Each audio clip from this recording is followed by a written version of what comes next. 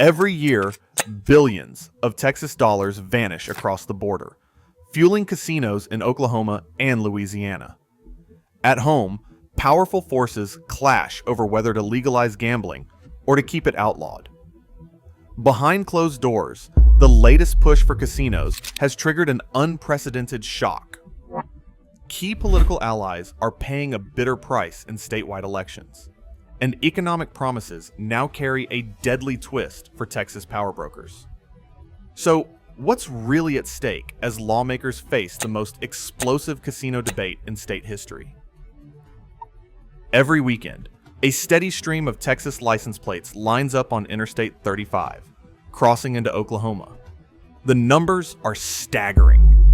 Each year, between $2.5 and $3 billion leaves Texas, destined for slot machines and card tables just across the border.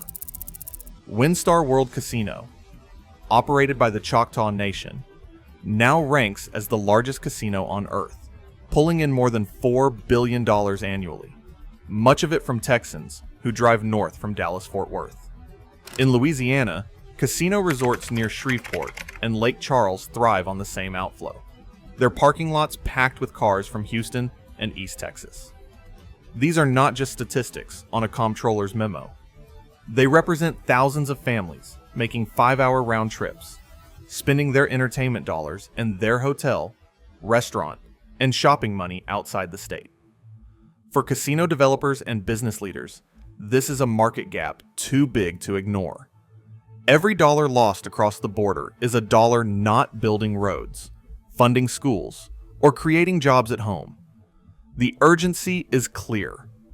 While Texas debates, neighboring states cash in, and the economic drain grows larger with every passing year.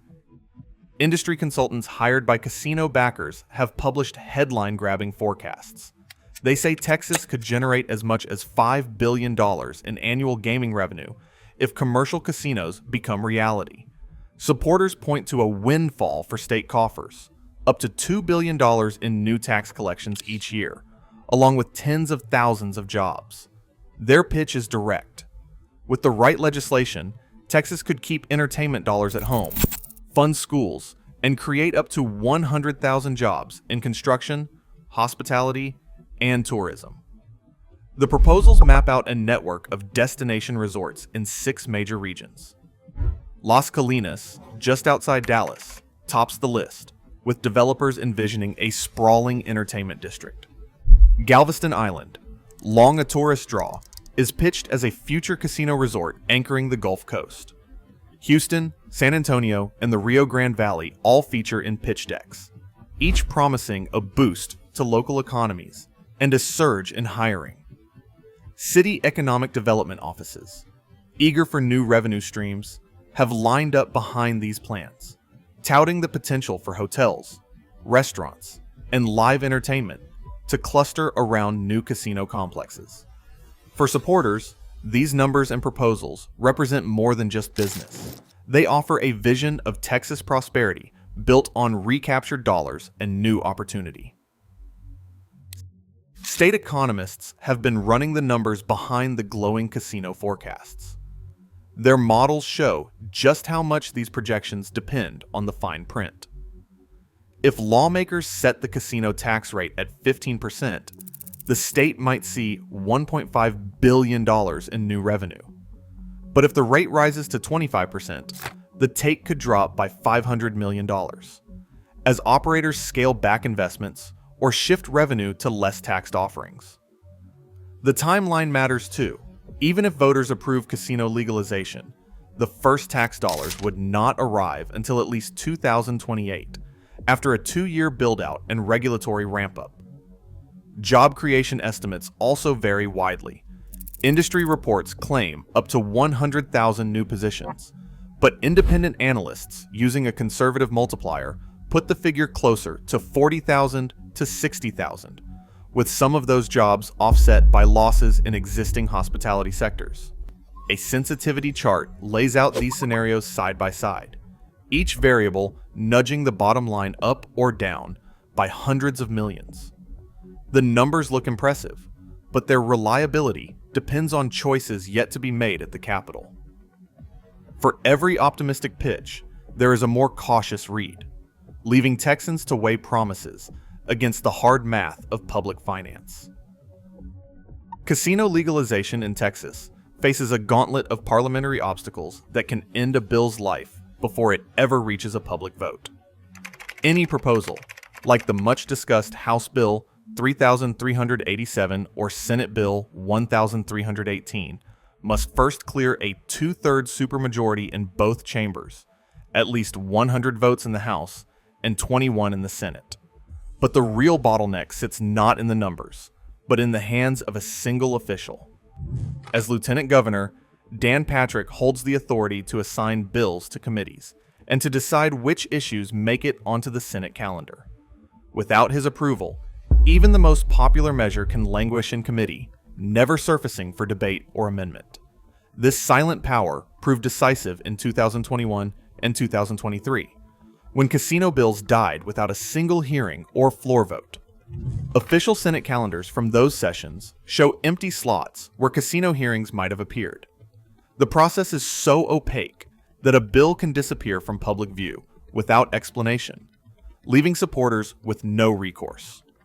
While the House has shown more willingness to advance gaming legislation, the Senate's procedural chokehold means that a handful of gatekeepers, not the full legislature and certainly not the voters, hold the keys to the future of casino gambling in Texas. 9 Republican incumbents who supported casino legalization lost their seats in the 2024 primaries, a political rout that sent shockwaves through the Capitol. The Texas Faith and Family Coalition, backed by hundreds of local pastors, organized phone banks and church bulletins, urging voters to reject candidates seen as soft on gambling. In district after district, turnout surged among conservative churchgoers, flipping seats that casino backers had counted on. Secretary of State tallies showed double-digit swings in precincts where anti-casino messaging was heaviest. Meanwhile, donor money poured in from both sides. Miriam Adelson, owner of Las Vegas Sands, funneled over $1 million to the governor and allied political action committees, hoping to shore up pro-casino candidates. But the cash could not blunt the grassroots fury. Within weeks of the primaries, 15 newly elected Republican freshmen signed a public letter vowing to block any expansion of gambling. Political Action Committee disclosures revealed that some signers had received support from casino interests, only to turn against legalization under pressure from their base. For lawmakers, the lesson was unmistakable. Crossing the faith coalition on casinos now meant risking your political future. The message from the voters was clear, and it left even seasoned power brokers wary of pushing the issue further.